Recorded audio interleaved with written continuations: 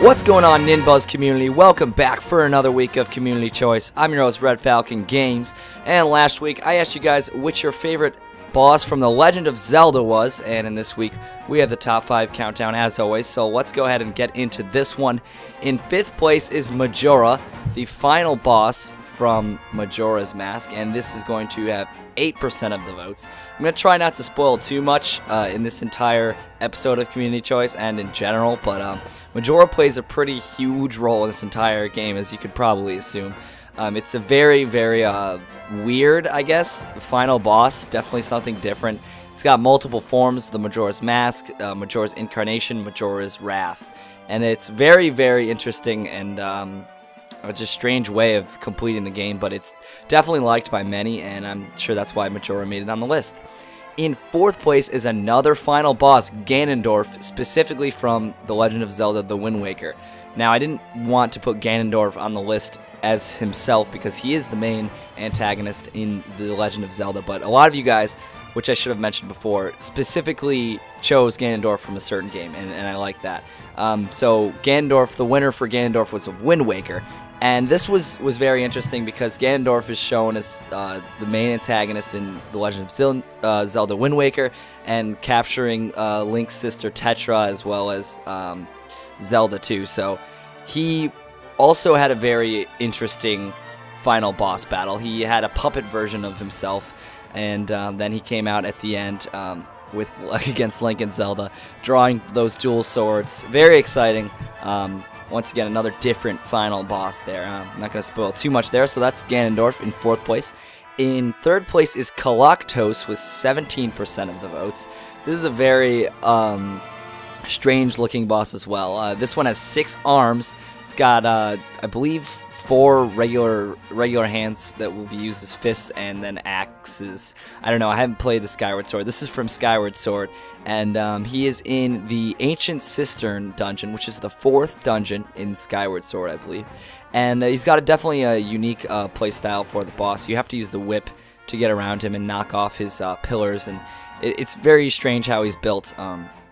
He will use those axes against you, and he'll throw fists down at you. Definitely an interesting battle, and that's the 4th dungeon in Skyward Sword in 3rd place. In 2nd place is another interesting battle. I keep saying this. This is all these bosses are unique, which is great. In 2nd place is the Phantom Ganon with 18% of the votes. This is from Ocarina of Time, and it's the first dungeon as adult Link, if I recall correctly. And this battle is different because it has a bunch of picture frames in one room, and there's also a fake version of the Phantom Ganon, and you have to use arrows and reflecting some of his blasts at him to defeat him. And I think one of the big reasons it got chosen is just because of the design and style of the Phantom Ganon riding on the horse. Really unique style and very dark and very cool, actually, design for Ganon there. So we will go ahead and get on to the 1st place overall, which is Girahim from The Legend of Zelda Skyward Sword. I would say probably the main antagonist, I guess you can call him. He trades off, but Girahim is a very interesting character in The Legend of Zelda Skyward Sword, and it seems like you guys really liked Skyward Sword based on the total votes here.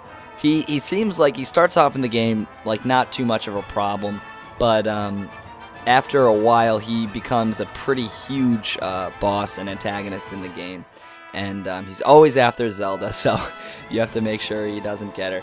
And I'm not going to spoil too much of the end of Skyward Sword, so I'll probably just leave it at that.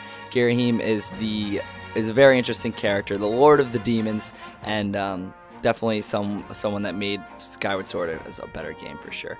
He also has an assist trophy in Super Smash Bros. For Nintendo, 3DS, and Wii U coming out pretty soon, so that's pretty interesting as well.